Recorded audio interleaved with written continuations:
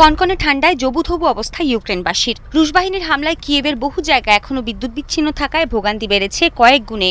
ঘরের হিটিং ব্যবস্থা না থাকায় এবার সহ্যসীমার বাইরে চলে গেছে পরিস্থিতি।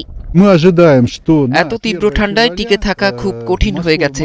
রাস্তায় বরফ জমে থাকায় গাড়ি চলাচলও করছে না স্বাভাবিকভাবে। সারাদিনই রাস্তা থেকে বরফ সরানোর কাজ চলছে, কিন্তু মুহূর্তেই আরো বরফ জমাট বাঁধছে। কোনো লাভ হচ্ছে না এত কিছু করেও।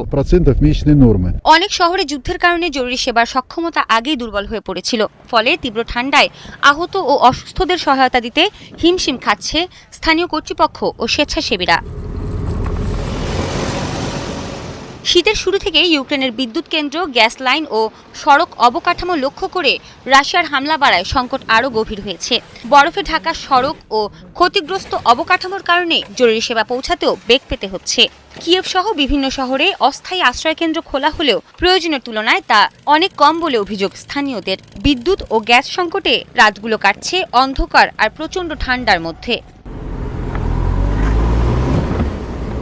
এদিকে আবহাওয়া পরিস্থিতি আরও খারাপ হতে পারে বলে সতর্ক করেছে অঞ্চলটির আবহাওয়া অফিস।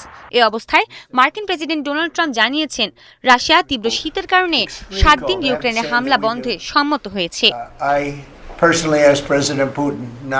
এদিকে যুদ্ধের সরাসরি প্রভাব না থাকলেও তীব্র শৈত্যপ্রবাহে চরম ভোগান্তিতে পড়েছেন রাশিয়ার সাধারণ মানুষও।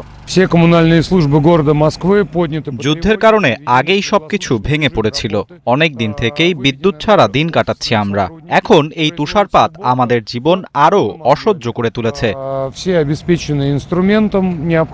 রাশিয়ার বিভিন্ন অঞ্চলে তাপমাত্রা নেমে গেছে -20 ডিগ্রি সেলসিয়াসের নিচে। ভারী তুষারপাতে ব্যাহত হচ্ছে সড়ক ও রেল যোগাযোগ। অনেক এলাকায় বিদ্যুৎ ও গ্যাস সরবরাহ দেখা দিয়েছে বিঘ্ন। সৃষ্টি ঘটক, ৭১।